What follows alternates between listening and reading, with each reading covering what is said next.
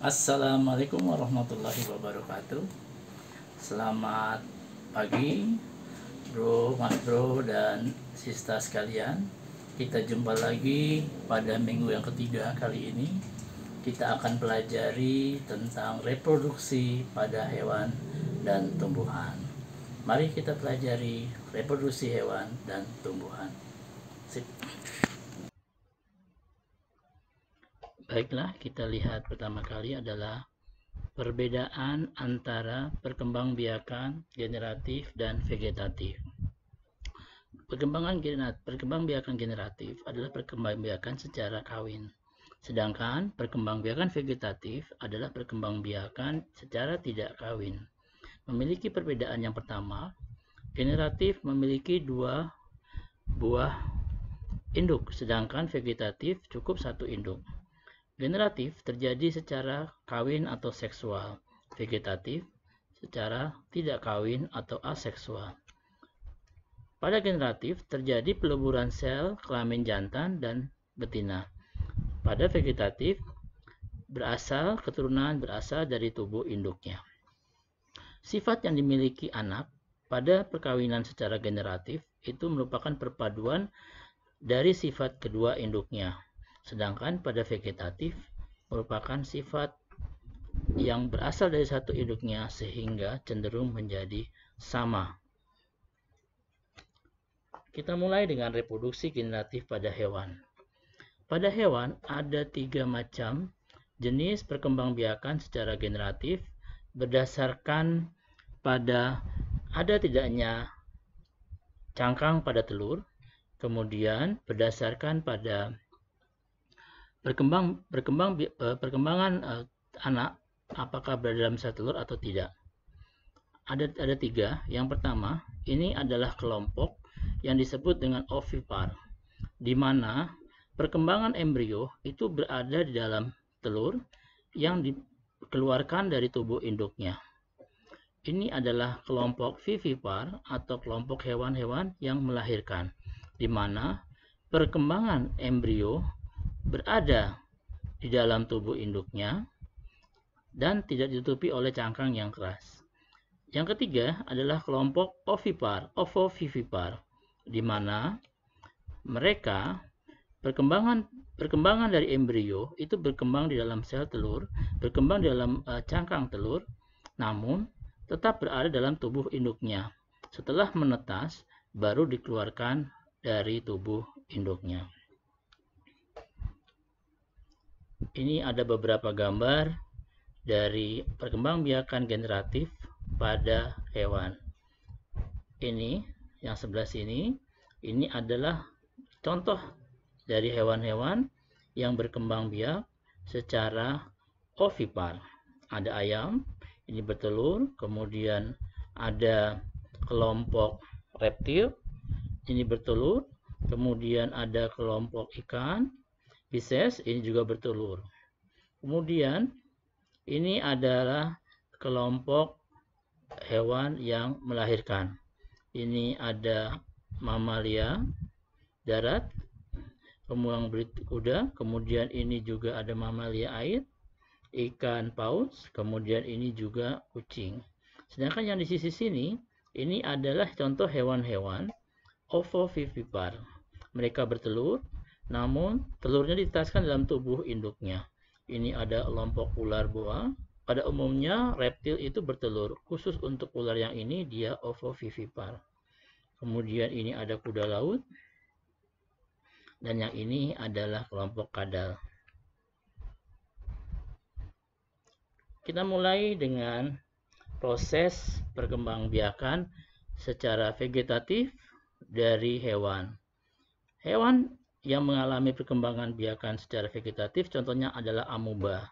Dia berkembang biak dengan cara membelah dirinya. Kita perhatikan ini amuba dewasa. Diawali pada saat dia ingin membelah diri, berkembang biak, dia akan membuat inti dari amuba menjadi 2 bagian, kemudian diikuti dengan pergerakan dari dinding selnya, kemudian semakin lama akan semakin menjauh antara sel yang satu dan lain, akhirnya dia akan membelah menjadi 2 sel anak.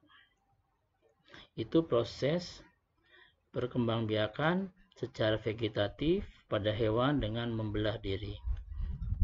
Oke, di sini kita bisa lihat bagaimana amuba melangsungkan proses pembelahan dirinya. Ini kita perhatikan di sini amuba yang bergerak. Ini kita lihat dia mulai melakukan proses pembelahan di mana saat dindingnya mulai terlihat akan membelah. Terus dia bergerak, terus bergerak, semakin lama akan semakin jelas proses pembelahan selnya. Ini sudah mulai akan terbentuk 2 sel anak. Bisa diperhatikan di sini. Ya, akhirnya menjadi 2 sel anak. Perkembangbiakan vegetatif selanjutnya adalah pada hidra. Hidra melakukan perkembangbiakan dengan menggunakan tunas. Kita perhatikan di sini, dia akan bertunas pada bagian tubuh induknya. Tunasnya semakin lama itu semakin membesar. Jika sudah sempurna, tunas akan lepas dari induknya menjadi sel induk anak yang baru. Kita perhatikan di sini bagaimana hidra melakukan proses menumbuhkan tunas. Kita perhatikan di sini, ini adalah hidra dewasa yang siap melakukan proses berkembangbiakan vegetatif dengan secara tunas. Ini kita perhatikan di sini, tunasnya sudah mulai terbentuk. Ya, begitu sempurna tunasnya, dia akan lepas dari induknya. Ya, kita perhatikan di sini, dia mulai terlepas dari induk. Perkembangan vegetatif selanjutnya pada hewan terjadi pada planaria. Proses perkembangbiakannya adalah secara fragmentasi atau terputus.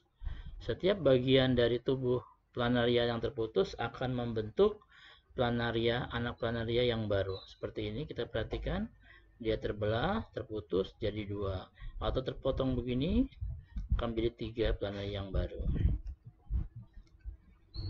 Kita bisa perhatikan pada video berikut proses pembentukan planaria. Ya, kita perhatikan di sini, tuh dipotong menjadi beberapa bagian, masing-masing akan membentuk menjadi sempurna menjadi planaria yang baru, menjadi anak planaria yang baru dengan tubuh yang sempurna. Masing-masing hasil potongan tadi membentuk menjadi planaria yang baru.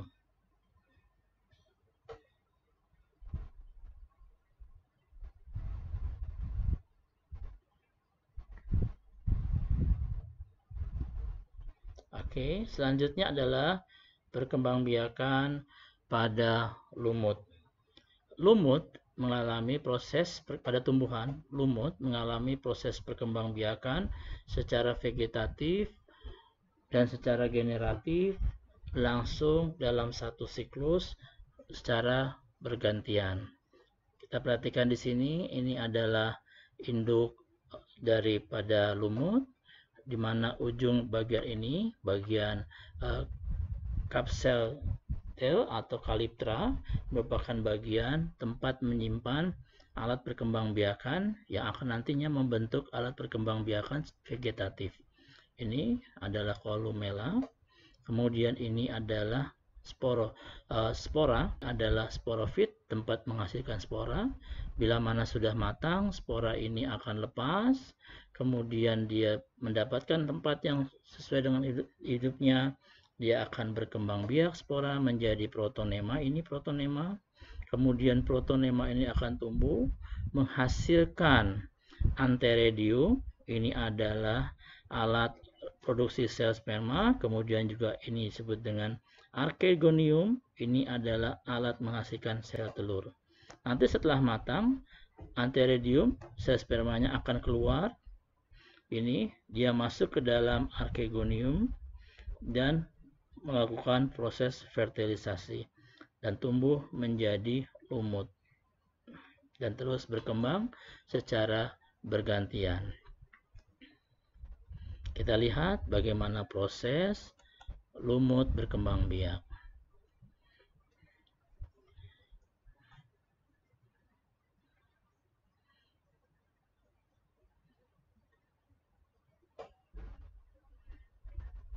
Ini perhatikan, ini adalah lumut, ini akarnya tadi rhizoid, dia tidak memiliki xilem dan fluem. Ini adalah organ reproduksinya. Tadi sel sperma dihasilkan akan masuk ke dalam archegonium. Di sini terjadi ini, sel spermanya akan masuk ke dalam archegonium, kemudian melakukan proses fertilisasi. Selanjutnya kita lanjutkan pada tumbuhan berikutnya, yaitu tumbuhan paku. Sama dengan tumbuhan lumut, tumbuhan paku juga mengalami dua proses perkembangbiakan dalam satu siklusnya. Ada yang prosesnya secara vegetatif dan ada proses secara generatif. Yang biru ini adalah proses secara generatif dan yang ini adalah proses secara vegetatif. Kita perhatikan, ini adalah tumbuhan paku dewasa, di mana pada bagian tepinya terdapat sporangium atau kotak spora. Kotak spora ini yang nantinya akan menghasilkan sperma. Ini kita perbesar. Bila mana telah masak, sporangium ini akan melepaskan spora. Spora ini akan menemui tempat hidup yang sesuai, dia akan tumbuh. Ini kemudian menghasilkan dua alat penghasil alat reproduksi, yaitu yang jantan disebut dengan anteredium, ini kita perbesar, nantinya akan menghasilkan sel sperma. Kemudian yang betina disebut dengan archegonium, ini dia menghasilkan sel telur. Bila mana sudah matang sel sperma, sel telur sudah matang, maka sel sperma akan berjalan ke archegonium. Lanjut, kita masuk pada proses selanjutnya. Ini metagenesis seperti yang dijelaskan tadi, proses pada paku. Kemudian kita lanjutkan pada alat reproduksi tumbuhan secara generatif. Secara generatif, tumbuhan tingkat tinggi memiliki alat reproduksi yang semuanya didapatkan pada bunga. Ini adalah putik, kemudian bagian ini adalah putik, ini adalah alat reproduksi betina. Kemudian ini yang kuning-kuning ini adalah alat reproduksi jantan.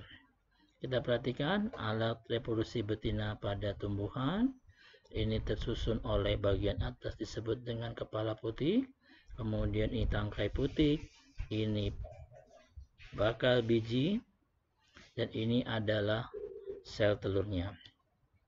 Kemudian bagian-bagian bunga macam-macam. Ini ada daun bunga, ada benang sari. Ini benang sari ini adalah alat reproduksi jantan. Ini tangkai bunga.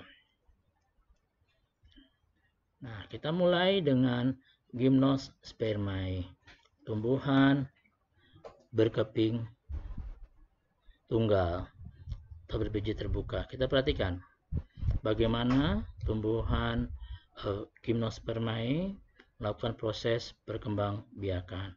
Ada dua alat perkembangbiakan yang terpisah.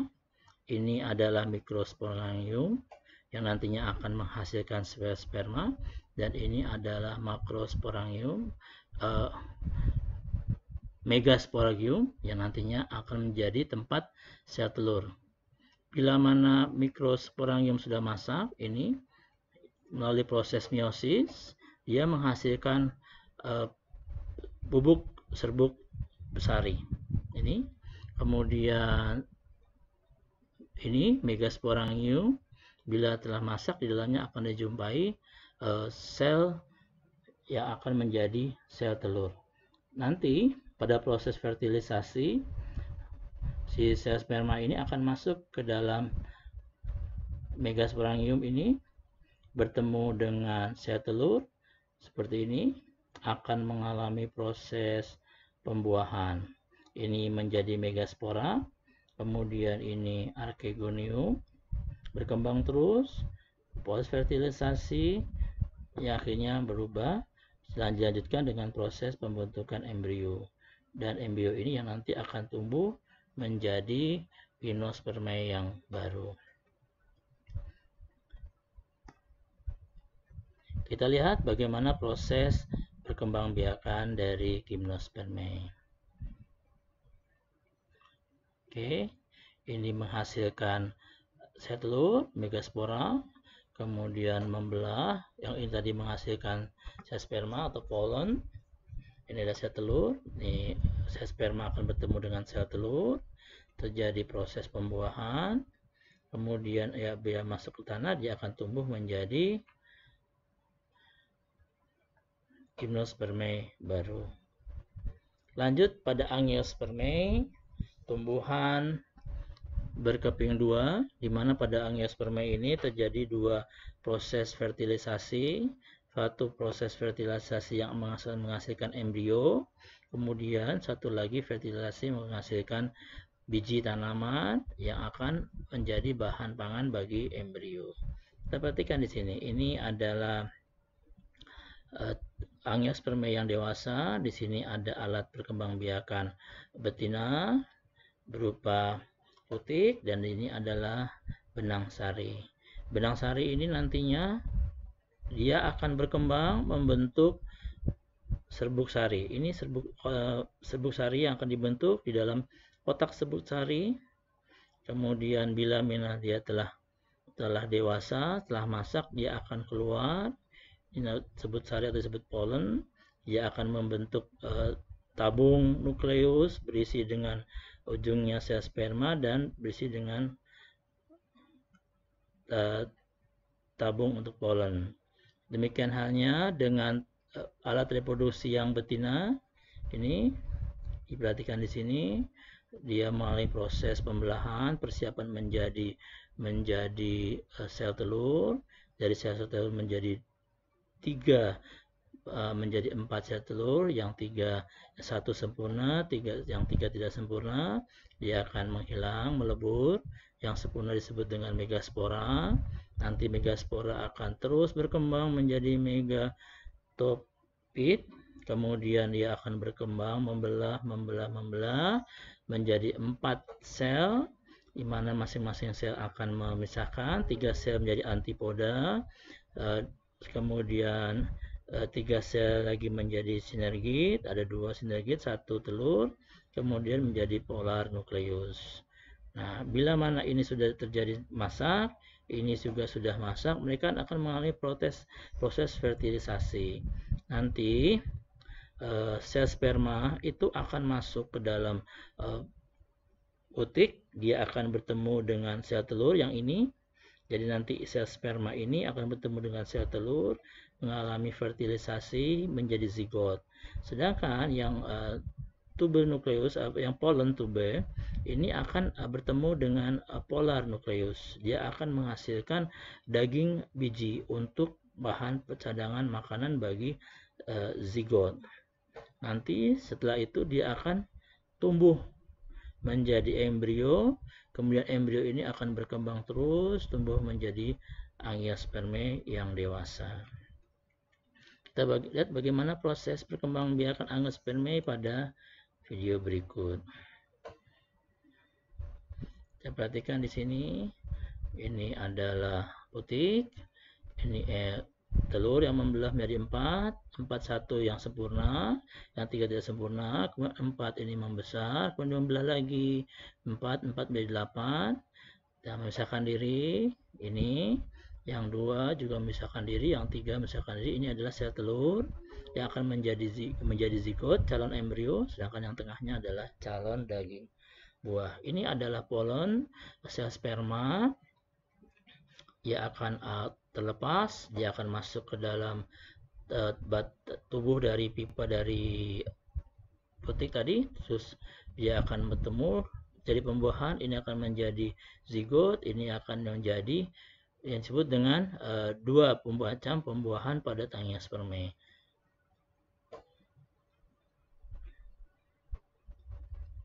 Oke. Proses Fertilisasi pada tumbuhan disebut dengan penyerbukan. Berdasarkan asal serbuk sari, kita bisa lihat ada 4 macam penyerbukan. Ini penyerbukan sendiri, di mana putik dan benang sarinya berasal dari satu bunga, disebut dengan penyerbukan sendiri.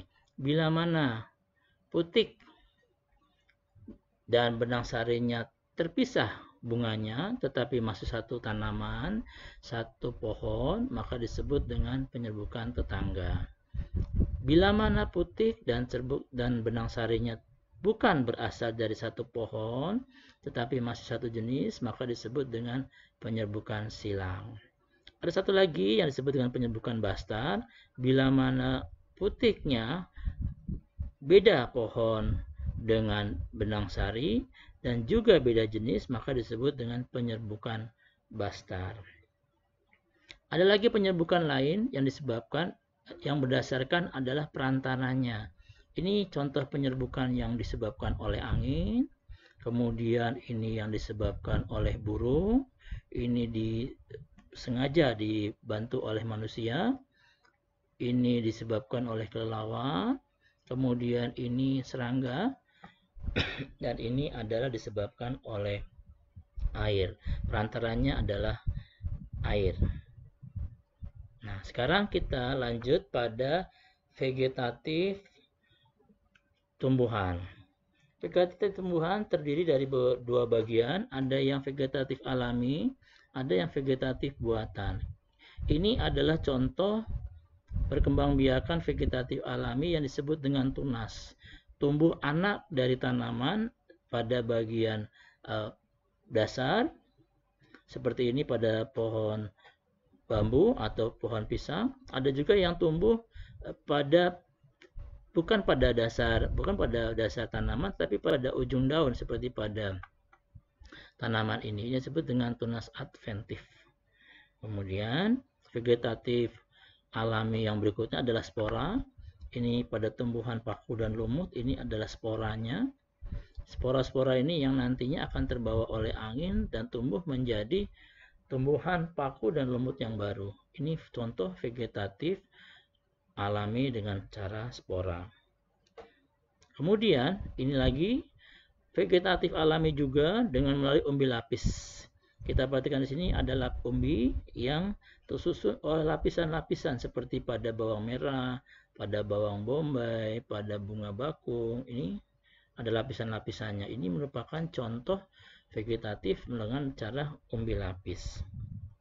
Selanjutnya umbi batang, di mana batang itu membesar, mengumpulkan makanan, dan sekaligus menjadi alat perkembangbiakan. Makanya disebut dengan umbi batang. Ini contohnya pada ubi jalar, kemudian pada kentang, ini juga ubi jalar atau ubi ungu.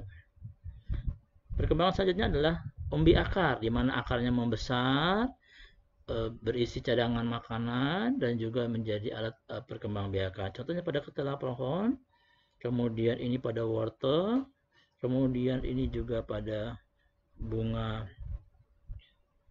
umbi pada bunga. Selanjutnya masih vegetatif alami, ini geragi, stolon, ini akarnya yang merambat kemudian berkembang. Ini seperti pada tanaman pada bunga stroberi, kemudian pada rumput teki juga ada. Kemudian yang berikutnya rizoma atau akar tinggal pada jahe, pada kunyit, ya, lengkuas, nih akar tinggal. Selanjutnya kita beralih pada vegetatif buatan yang dilakukan oleh manusia. Yang pertama adalah cangkok. Kita bisa lihat prosesnya seperti terlihat di bawah ini. Kita pilih dulu batang yang akan kita cangkok, batang sehat, kemudian kita bersihkan kulit batangnya, berikut dengan ambiumnya. Setelah bersih benar, kita siapkan tanah yang subur dengan serabut yang basah, kemudian kita bungkus dengan plastik dan kita biarkan sampai tumbuh akar. Setelah tumbuh akar, baru kita bisa pindahkan ke tanah. Vegetatif buatan yang lainnya adalah stek. Ini kita bisa perhatikan stek pada tanaman mawar. Kita siapkan dulu medianya untuk bertanam. Setelah siap, kita potong beberapa senti bagian dari tanaman bunga mawar tadi. Kita bersihkan ujungnya secara miring, kemudian kita masukkan seperti ini, kemudian kita biarkan sampai dia tumbuh akarnya. Kita perhatikan, kita rapikan bagian ujungnya supaya akarnya tumbuh dengan baik. Nah, akhirnya dia bisa tumbuh. Jangan lupa disirami, tapi jangan terlalu banyak supaya tidak membusuk. Ini yang sudah membesar, sudah kuat akarnya. Oke, kita lanjut pada vegetatif berikutnya, okulasi.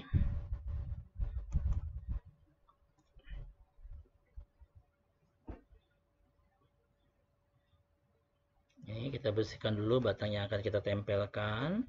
Kemudian kita perhatikan, kita lancingkan, kemudian kita tempelkan. Ikat supaya kuat.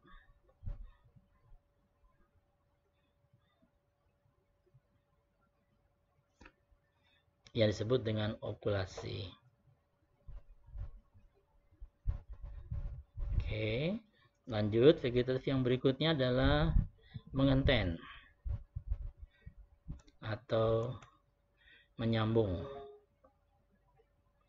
indukannya, kemudian supaya kita dapatkan tanaman dengan berbagai macam variasi, kita sambungkan. Seperti ini cara mengenten atau menyambung. Tutup dengan plastik supaya penguapannya sedikit. Nah, baru kemudian setelah dia rapat, kita lepaskan. Nah, kita lihat jadi variasi tanaman dengan bermacam-macam bentuk tanamannya. Vegetatif yang berikutnya adalah merunduk. Kita lihat bagaimana proses merunduknya.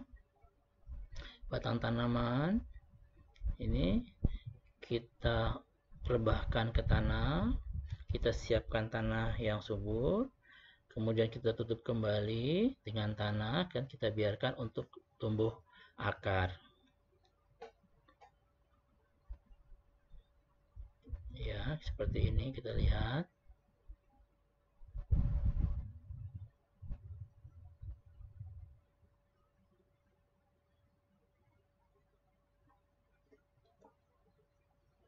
Sudah tumbuh, kalau sudah tumbuh akar kita bisa pindahkan. Ya, sudah tumbuh akarnya.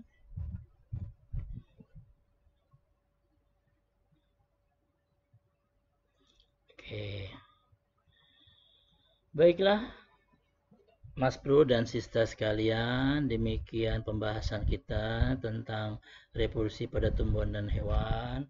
Mudah-mudahan pembahasan ini dapat diterima, dapat dipahami dengan mudah, dan dapat bermanfaat. Dan kita akan berjumpa lagi pada materi yang berikutnya. Wassalamualaikum warahmatullahi wabarakatuh.